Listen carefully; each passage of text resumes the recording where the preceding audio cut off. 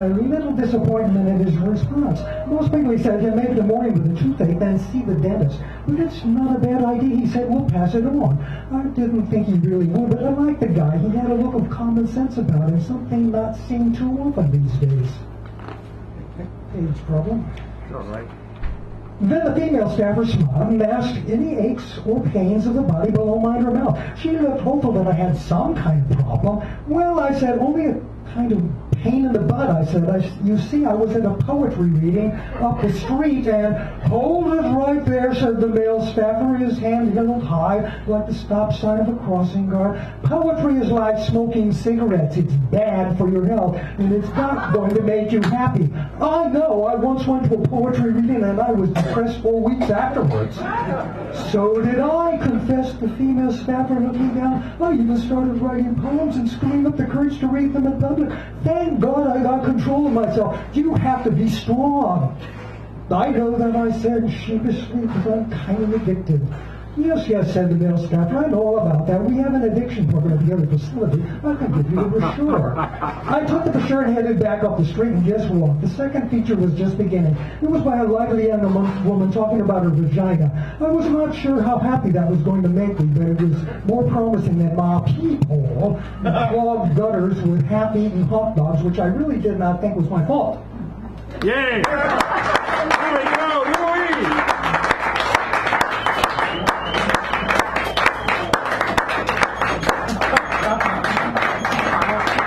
I'll go for the second feature on that. Thank you.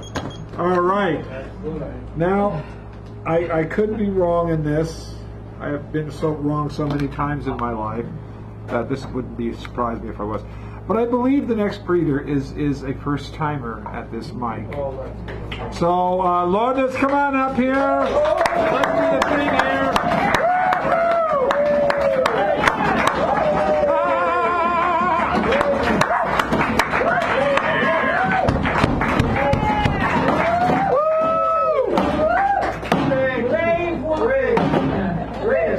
And now, there you go. Isn't that wonderful?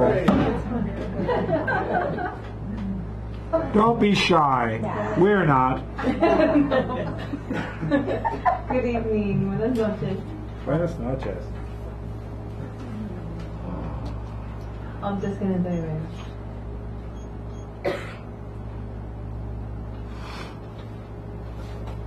¿Recuerdas cuando aprendimos a hacer el amor?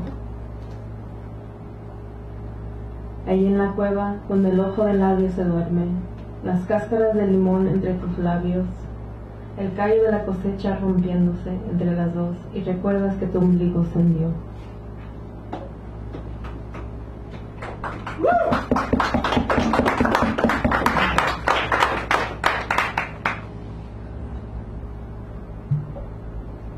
Border. At the horizon, exactly not where it rounds, the dirt started to rise. The land laying herself, the sun neatly tiptoeing, mumbling a soft so unknown to the rumble of their steps, and they began to build an unseeable place. The others, pressing against, began to collapse, walls of stone, soundless, rising higher and higher, waves of bodies, a seamless stream of water, tickling what in memory could have been a border. Nice.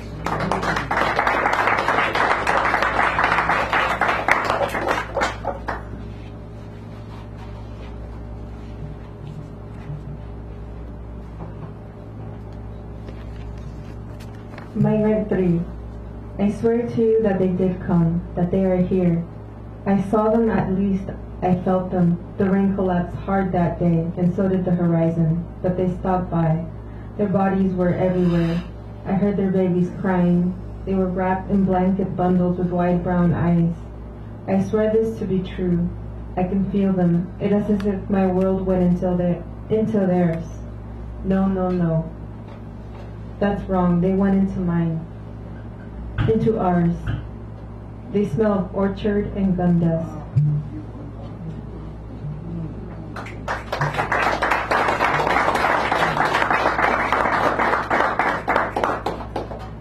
Migrant 2. We began to catch glimpses of them in the horizon. Pink in their glow, sun in their walk, bags full of grain. We were warned that they were coming.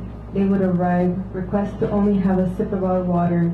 As we saw them from afar, we began to feel their bodies rising around us. The children reached for their faces, only to touch the sound of their ribs. And we looked at the horizon, the line of the earth, and the sky full of stars.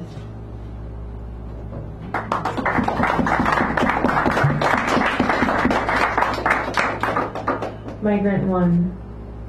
The sea began to surround us.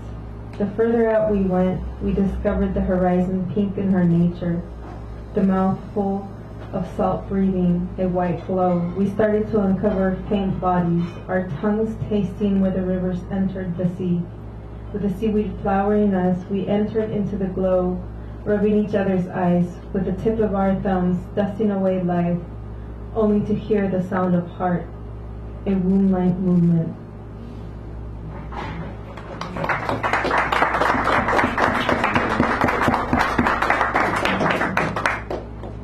And I'll just finish with this one in Spanish. En las yemas de la lengua la busco, en la cima de la semilla del trigo la busco, en la lengua de la semilla de Teucitne te lambo. Thank you. Thank you, Lourdes. Welcome.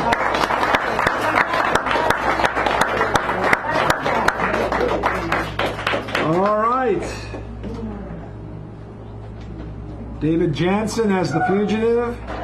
David? Oh, David Jansen. Remember that? Yeah. E.K. Keith is the real next person, so will E.K. Keith kindly come forward, please, here.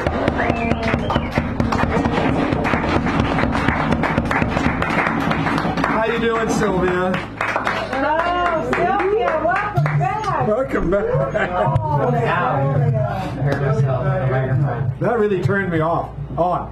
The oven, I mean. I'm sorry. Dan. No I'm stopping shame. now. No shame, Brady. All right, I have one new poem. Okay. Only one? Yep, just one. All right. I know. You'll have to wait till next time. Okay. So enjoy it. Maybe. It's called Identity. Americans are tricksters, shapeshifters, doppelgangers, ventriloquists. Perception might be a deception, but then again, maybe not. I am not who you think I am, and I know you wouldn't have said what you just said if you'd have known I was that. We don't know who we are or who we have inside us.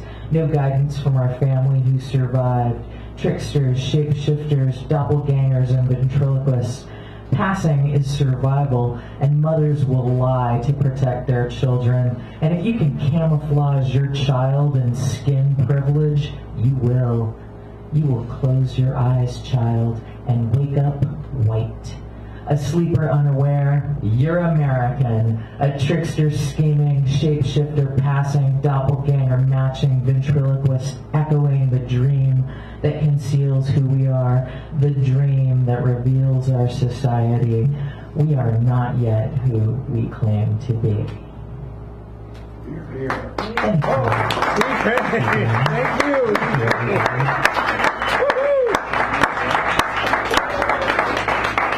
And now, if you aren't ready, you will be in a matter of moments because you'll have no choice. This is the Clyde Always Show.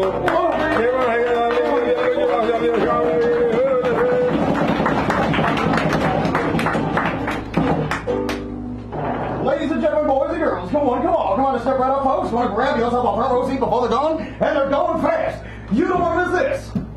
It's time for another exciting installment of the Clyde Always Show. Me, you're always clever, always handsome, always charming host, Clyde. Always, and I ain't no common carnival barker. No. I am the Bard Of the Lower Hay. and this is the tale of Joni Baloney, the Queen of the World. Yay. On a regular street in a regular town, there lived little Joni Baloney, who would wake every day with a groan and a frown to a breakfast of cold macaroni. See, Joni's old mommy was not very nice. In fact, she was really quite awful. as she'd waste all her time on her mobile device and not make her daughter a waffle. And on Joni's birthday, while walking to school, she cried all alone to her noodles, ignoring the taunts from the bullies so cruel and the rich girls with miniature poodles. In class, Mr. Teacher was mean as a snake. His computer was too, not to mention, when Joni complained of a bad tummy ache, he locked the poor girl in detention. Then there, Mrs. Principal played with her phone while Joni sat hands neatly folded. And whenever she shifted or muttered a moan between emails, the principal scolded. When, suddenly, in through the window there flew, on the back of a Pegasus pony, George Washington wearing his uniform blue, and he rescued and flew off with Joni. Together they giggled their way through the sky, traversing across every ocean, while snacking on slices of hot apple pie and sipping down silliness potion. Then arrived in iPhone, where the big factories for producing devices were blazing. And bravely they freed all the young iPhonees who kissed them and shouted, "Amazing!" Returning triumphant, they fell with a crash and were greeted with hoopla and hollers, with presents and gifts and with cards full of cash. It was Joni's face there on the dollars. Then George flew away, and to home Joni shot when she thought that she couldn't feel gladder.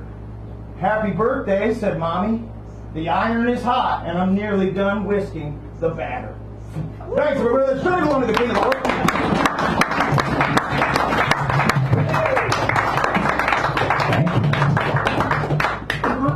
This is a tale of two roomies. Once upon a time, in a rent-controlled apartment, there lived two roommates named Rob and Bob. Rob was a terrible slob. Bob, on the other hand, was a god-awful, honest-to-goodness, lazy, slovenly sort of a slob. The dishes never ever got washed, and the trash never ever got taken out, and the dust never ever got dusted, and the vacuum never ever got run, seeing as how it was buried under several feet of dust and trash and dirty dishes. But one day, Rob said to Bob, he said, that the toilet paper should always roll out from the front. Bob insisted back ways was best. Rob then said it didn't really matter since they were out of toilet paper anyway. But Bob said it did indeed matter, hypothetically, and then he punched poor Rob in the nose. Oh. Naturally, Rob's nose started bleeding profusely, but he had no toilet paper to jam up his nostrils. Bob could not have cared less about Rob's bloody nose, so he sat down on the couch and turned on the TV. Rob's favorite show was on, so he joined Bob on the couch, but he sat upside down to stop his nose from bleeding. Unfortunately for both of them, Rob was a hemophiliac. 2 weeks later, Bob was charged with the murder of Rob and sentenced to life in prison without parole, but he didn't mind in the slightest, seeing as how his new cellmate was of like opinion when it came to the matter of toilet paper dispensation.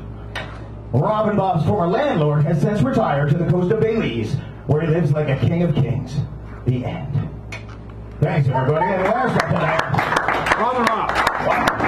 It's nice to have a camera like that. Thank you, you guys are too kind. For your rapt attention. If you can, I'm going to have to do my very best David Attenborough impression, and it's not that good, so I'm sorry, but it's entitled Incubation by me, yours truly, Clyde always. Observe the urban lumberjacks as foggy weather thickens. They fidget in their skinny slacks to warm their cans of mustache wax, like eggs do mama chickens. Thanks, everybody. Tune in next time. We're going to have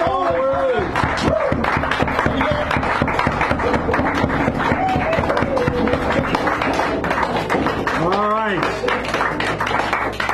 I told you couldn't be ready, but you were. So we have Adolf coming up next. Bring him up here with a round, please.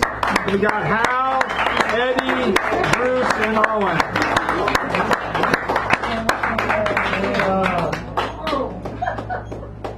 Get warmed up. You want to do it from there?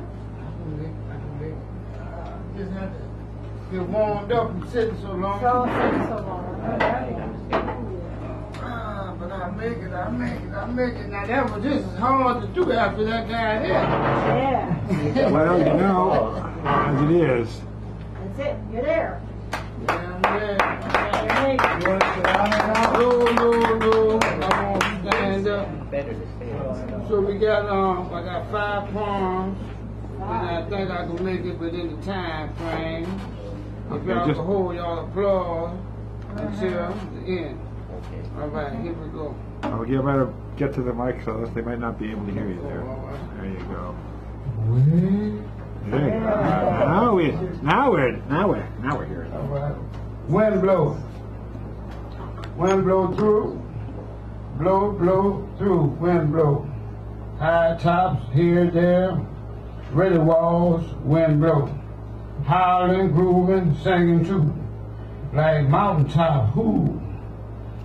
Leaves float on high, sometime low. Wind blow. And we have window dressing. Casts and shouts, window dressings. Bundles of wheat in a dog's mouth. Snow ties, rivers, oak. Furry things say, by me, by me. Window dressing.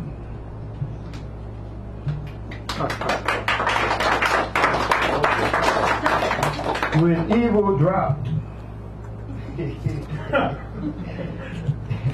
When was it now? I forgot. When evil dropped its ugly nasty head, persuaded me to thinking it was not in the shade, but really didn't exist. It was me, it said, that made the sun to not rise. When evil dropped, it said, come down with me. You'll be fond of the gifts you'll see. I promise it won't only be for me. When evil dropped, finally I get to be free and shake free like I'm supposed to be. When evil fell into hell.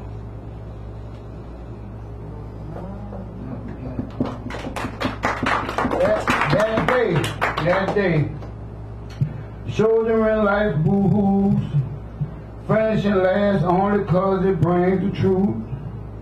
Who could know the reason in case found to still alive after that? Taking nothing for granted no more. Always and forever memories of the dark, the last place on my mind. Yet I live. Razor, knives, kitchen forks, too. Can openers, zippers, survive and never knowing, last place. Lost is not on them, it's on me. I live through saying thank you, cause I see I won't crumble even when it's 50 million guns on me, unless they shoot. No, not then either, for that day has arrived. Last one.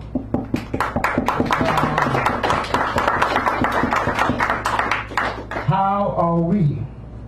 The trees in the forest taking all the nurture, saying leaves turn brown, we want green all the time, with money in parentheses after green. Let us circle the oak trees and let our roots crowd out every other plant, flower, shrub, tree, and then it will be only us oak trees, smelling the magnolia. The oak fell in tune, in time, in line. Not a circle, but a line to entwine. Now there's a oak magnolia still in all the nurture. The vines say, hey, we will entwine you 2 times till you give back the nurture we are here for. How are we? Looking at Duke Ellington, in those days before those people participated in life, having to walk 10 miles to school and back, your mind endured. Now it's as if we said to relax. Was relaxed to put you to sleep? How are we? Smoking on a blunt, clear eyes, relax. Not participate in their life, only mine. How are we? Shirt, pants, wear another way, hat on all the way to one side, cause my old man always got mad if I wore it, crack it. How some more be? Thank you, Wilson.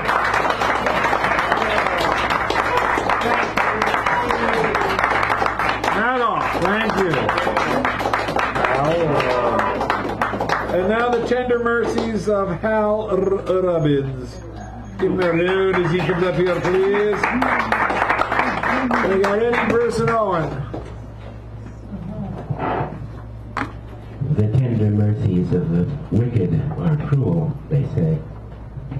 Well, if I'm not mistaken, the theme tonight was Lucifer. Correct window. Yes. Well, according to tradition, Lucifer, who has ever since gone by the name of Satan, is confined to the earth and not able to rise from the earth. If you remember, Dr. Faustus once said, "What are you doing here anyways? And aren't you supposed to be condemned to hell?" And his answer was instructive. He said, "Why, this is hell, nor am I out of it." Anyway, in keeping with the theme, Lucifer by Starlight by George Meredith. One starlit night, Prince Lucifer arose. Tired of his dark dominions, swung the fiend above the rolling ball in cloud parts screened, where sinners hugged their specters of repose. Poor prey for his hot fit of pride were those. And now, upon his western wing he leans, now his huge bulk o'er Afric's sands careens, now the black planet shadowed Arctic snows. Soaring through wider zones that pricked his scars with memory of the old revolt from awe, he reached a middle height, and at the stars, which are the brain of heaven, he paused and sank. Around the ancient track stood, rank on rank, the army of unalterable law. How much time's left here? Okay. I was privileged to know the poet Ruth Stone in the early 60s, and this is one of hers from her book, In an Iridescent Time. Indeed, this is that eponymous poem, In an Iridescent Time. My mother, when young, scrubbed laundry in a tub. She and her sisters on an old brick walk under the apple trees, sweet rub-a-dub. The bees came round their heads, the wrens made talk. 4 young ladies, each with a rainbow board, honed their knuckles, wrung their wrists to red, tossed back their braids, and wiped their aprons wet. The Jersey calf beyond the back fence roared. All that soft day the swarms about their pet buzzed at his big brown eyes and bullish head. 4 times they rinsed, they said. Some things they starched, then plucked them from the baskets, 2 by 2, and pinned the fluttering intimacies of life between the lilac bushes and the yew, brown gingham, pink, and skirts of Alice blue. Nice. Thank you. And now we got Eddie. Come on up, Eddie. Where are you? Eddie? There he is. Give him a nice round. I'm gonna move the microphone. Move the microphone back a bit. Just, yeah, pull it back. There you go. That way we'll put you in there and frame you, even though you didn't do it. Okay, the first poem is called Dreams of You.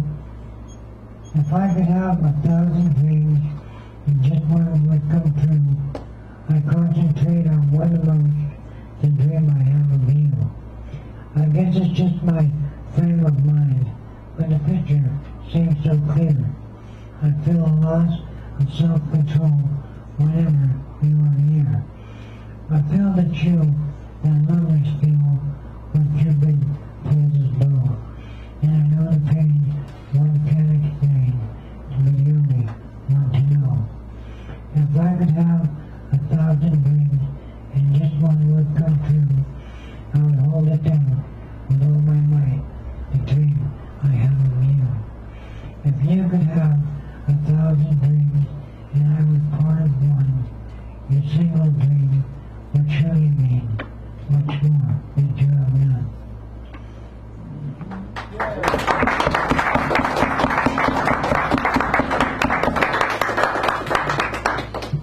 And that's why I titled I Died for a Cigarette. I tried to stop smoking, but it seems I can't quit, because each time I tried, I had a nicotine fit. I felt kind of funny. In fact, I went nuts. I was digging in ashtrays for cigarette butts. I remember the times that I stood up till 4 and I was gathering my change for some Arabic store. Now I lay here with cancer, with the guilt and regret that I ever lit up that first cigarette. One led to another, and soon was packed, and I smoked on the train with my lungs on the tracks. I never would listen to the Surgeon General's warning, and I would light up another, and I'd awaken each morning. I tried to stop smoking, but I just couldn't stop the crave, and I died for a cigarette, should be written on my grave. And one led to another, and now my lungs are all black, and someday you might see what I mean. When you die for a smoke, you see there's no joke, just your lungs on an x-ray machine. I tried to stop smoking, but I just couldn't quit, and I gave up my life to my nicotine fit. So if my money is funny, and my credit still talks, please bury my ashes in a cigarette box. Thank you. Thank you, Eddie.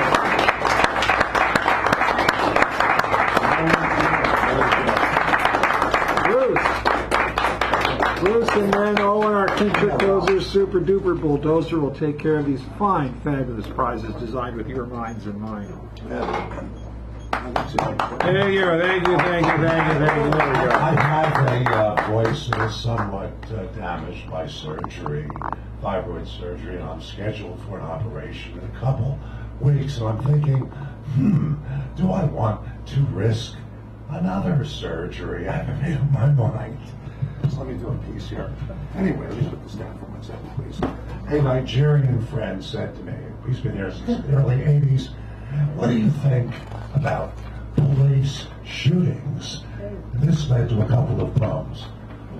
Crime stopping in 2016. You've seen it all so many times before. A black man shot because he wouldn't obey. The latest casualty of an undeclared war, not in the Nam, nor Iraq, but in the USA. A black man shot because he wouldn't obey. Put your hands up. But he just stood there, not in the Nam or Iraq, but in the USA. Don't shoot! Pop, pop, pop! Urban warfare. Put your hands up. But he just stood there. Cell phones record his impending demise. Don't shoot! Pop, pop, pop! Urban warfare. See the news tonight. Hear our police lies.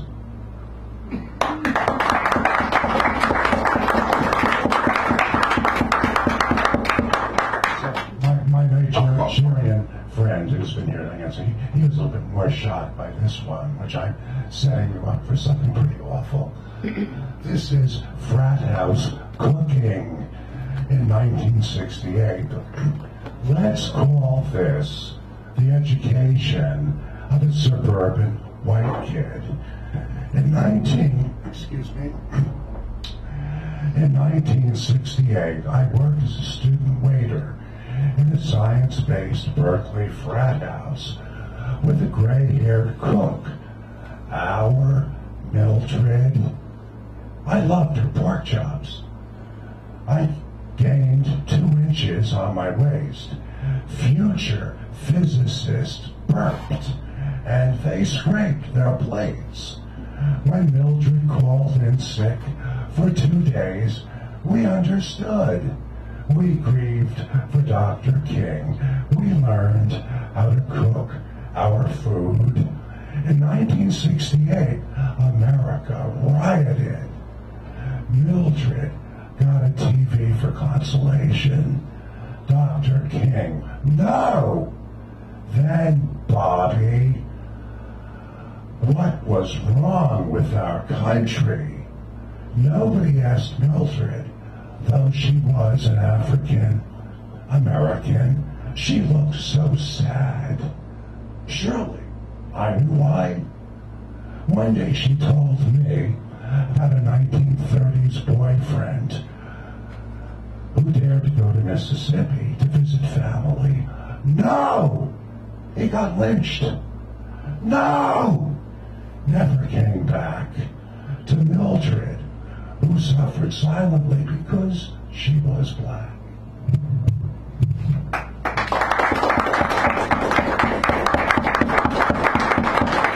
Thank you, Bruce. And now our creature closer, SuperDuper bulldozer, Mr. Owen Dump is coming up here to close it. We'll take care of these prizes and move on down the road.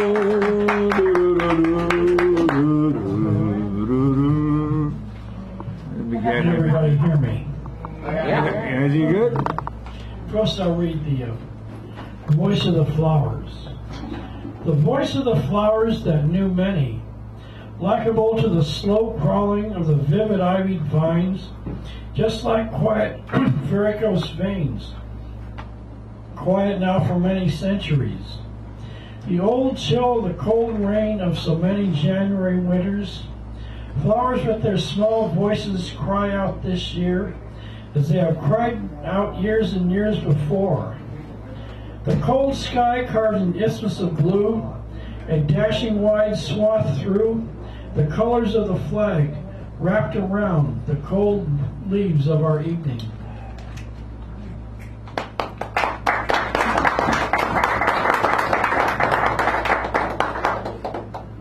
The muse can make me lonely. Obsequies buzz around the forest like old trees of appropriate seasons. I wait to the bark of the beasts of wood. Clouds speak of expanding storm after storms. Terrible beauty to awake a careful christening of autumn. As I walk around the always new experience of trying to please the noisy jungle refrain of the exaltation of moods.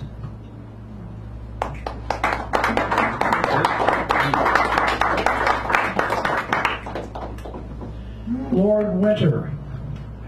Winter, that drunk old lord, comes in November to fill its cup. Leaves fall before its sword. 2. A bleak denouement of fat old gourd. Pebbles tender eyes look up to winter, that drunk old lord. 3. A small salty tail brandishes its reward. Plants drink their false sup.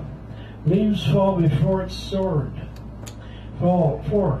We are the unison of a quiet accord, a sorrow like a frozen syrup of winter, that drunk old lord. 5. Like a scent of summer that roared its sunsets in devilish cup, leaves fall before its sword. 6. Evening passes us a fretful chord, as hearts stand the season up, to winter, that drunk old lord. Leaves fall before its sword.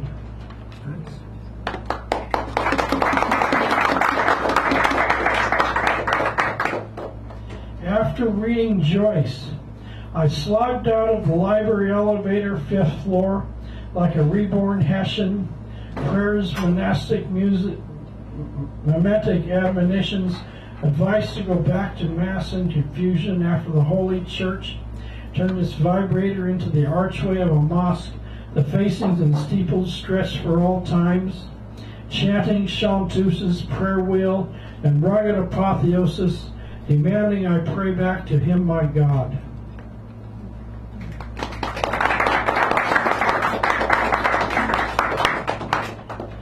Orwell's ghost moves about in the castle of the evening shadows of my spirit within his stealthy out-of-body authority, like a great moral tiger that never quits roving around to his glittering eye to quell the great billowing cape of bauble and babble that he whirs and preaches will turn my insides into the litter and humbug of coal dust.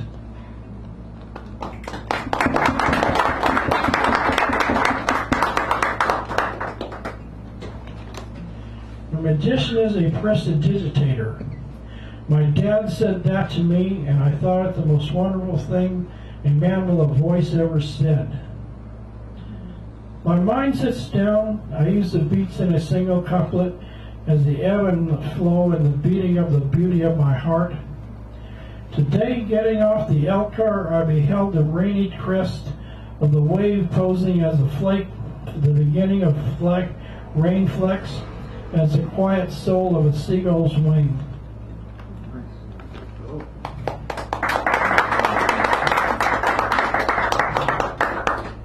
The merry widow Jackson shot up the air. Duel that jolly green giant of Battery D. Duel PFC, duel USMCR. Fired his machine gun into the gully.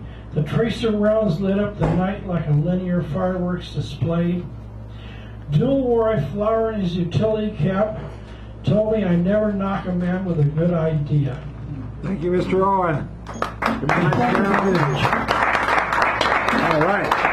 Let's your closer. So now, if you were a part of this, you put your name, there's a number next to your name. Hal is going to take these cards with numbers on them and shuffle them. And while he does that, I'm going to introduce you to the door prizes, which are the San Francisco imprint Peace and Hope anthology. A very, very good book, solid. Baha Men, without their famous song on it. Patchwork Quilt by Sally Love Saunders. Poetry from April 2007. That was before the disaster. And then, of course, if you want to be the keynote next time, you can pick this and we'll take care of that. If you're here next time and you want to do the mini, which Justice did, this is that. Choosing next week's theme, which is anything that was Lucifer. Sometimes we had pots and pans and grates, but you know. And then the last word, which Owen just did. So we got those done. He has shuffled the cards. May I have a drum roll, please. And the first person, lucky 13, Kim Shack. You're the lucky person of the winner of today's first winner. Any of these fine prizes can be yours. Yeah, that's where I was going. Oh. I would have taken that too. Thank you. Clyde, always, you're the next winner. Hot dog. Clyde, always, you're the next winner of the evening, please. Thank you so much, ladies and gentlemen, for everything I happen to do, no matter what I say. Yeah. Keynote. Keynote. Huh? I'll do the cremation of Sam McGee. Yeah. Ooh, yeah. All right, we have a cremation happening there. All right. And Louis, is he here? Oh, any of these? No, I don't really need anything. Thank you. Okay, I'm just checking because we're a winner now. Just wanted Lucille Langday, a winner, please. If you, so.